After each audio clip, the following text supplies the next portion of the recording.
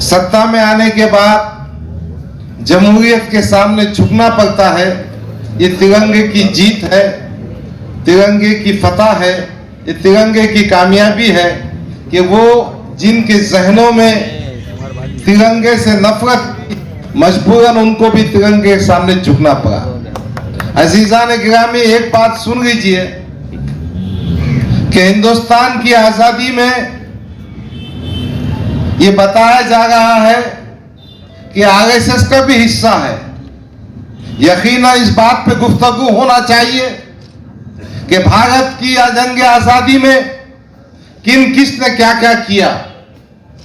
मैं परसों एक मजमून पढ़ रहा था, इंडिया गेट पर तकरीबन 65,000 मुजाहिदीन आजादी के नाम कुंदा किए हुए हैं, नक्श किए हुए हैं। उसमें 61,495 नाम मिल्लत इस्लामिया के मुसलमानों के नाम है। यानी हर 100 नाम में 94 नाम मेरे समाज के हैं, मिल्लत इस्लामिया के हैं, मुसलमानों के हैं। यह और बात है, तारीख में ये बातें भी पोशीदा नहीं है कि किन किन ने अंग्रेजों से माफी मांगी थी। उनके नाम मैं गिनवाना नहीं चाहता, मगर वही ताकतें, वही जहनियत, वही फिरका परस्त ताकतें समाज में आगे आकर आजादी का सहरा अपने सर मरना चाहती है। भाइयों, दोस्तों, अजीजान गिरामी, ये एक हकीकत है कि मुसलमानों के खून में आजादी होती है, मुसलमानों के खून में हुर्रियत होती है, मुसलमानों के खून में बहादुरी होती है। हम गुलामी को ठोकर मारते हैं, हम आजादी की शमा जगाते हैं। इसी शमा जगाने में हमारे उलमाए दीन ने अपनी जान की कुर्बानी दी है। भारत की आजादी की दास्तान की जाए तो हमारे उलमाए कराम, हमारे बुजुर्गान दीन, ये देवबंद के नाज़िम थे मोहम्मद हुसैन, जिन्होंने माल्टा में कैद की पाबंदियां सही मगर माफीनामा लिखकर नहीं दिया। आज 75वीं सालगिरह मना रहे हैं।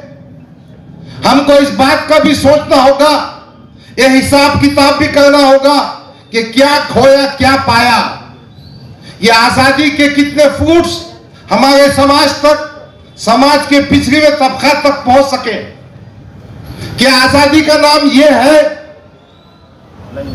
क्या सत्ता का नाम यह है कि जिसका मर्डर किया जाए, जिसको मॉब लिंचिंग से मार दिया जाए, तो मॉब लिंचिंग करने वालों के जो जिम्मेदारान हैं उनको फूल का हार पहनाया जाए।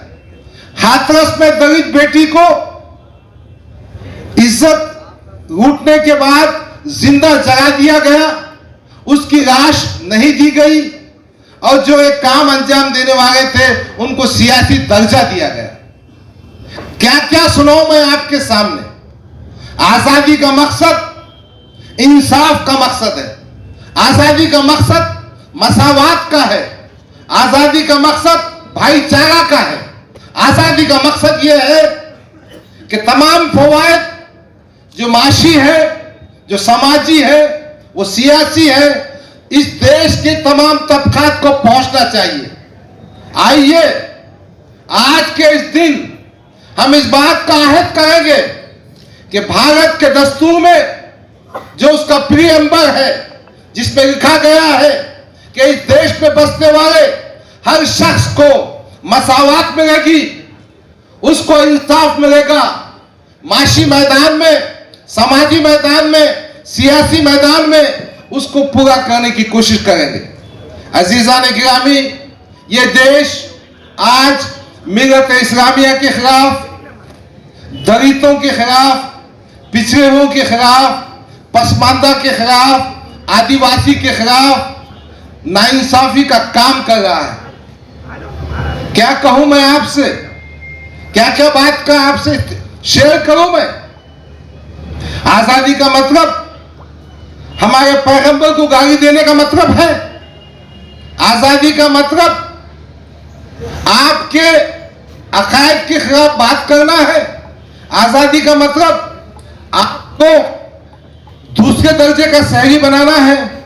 यकीनन 75वीं सालगिरह मनाते वक्त इन तमाम बातों पर गौर करना चाहिए। तिरंगे की अहमियत, तिरंगे की शान, उसके साथ हम सर उठाकर जिएंगे, पूरी ताकत के साथ जिएंगे। इस आजादी को हासिल करने में हमारे बुजुर्गों का हिस्सा है और यह आजादी हमने खून और अपने जिस्म की कुर्बानी दे के हासिल की है। यकीनन इस देश की तरक्की में, इस देश की साझेदारी में हमारा भी बराबर का हिस्सा। आइए हम सब मिलजुल कर, मुत्तहिद होकर, हमारे पसमानदा भाइयों को साथ में लेकर, हमारे पिछड़े हुए भाइयों को साथ में लेकर, हमारे आदिवासी भाइयों को साथ में लेकर, समाज के तमाम तबकात को साथ में लेकर, मुत्तहिद होकर, ताकत होकर आजादी को सही मानों में सही शेप दे सकेंगे। यही आपसे गुजारिश है, यही आपसे कहना है। बहरहाल एक बार फिर इस मौके पर मैं दिल की गहराइयों से आपको मुबारकबाद पेश करता हूं। हमारे कुछ इंस्टीट्यूशन में झंडा वंदन का प्रोग्राम है, वहां भी मुझे जाना है।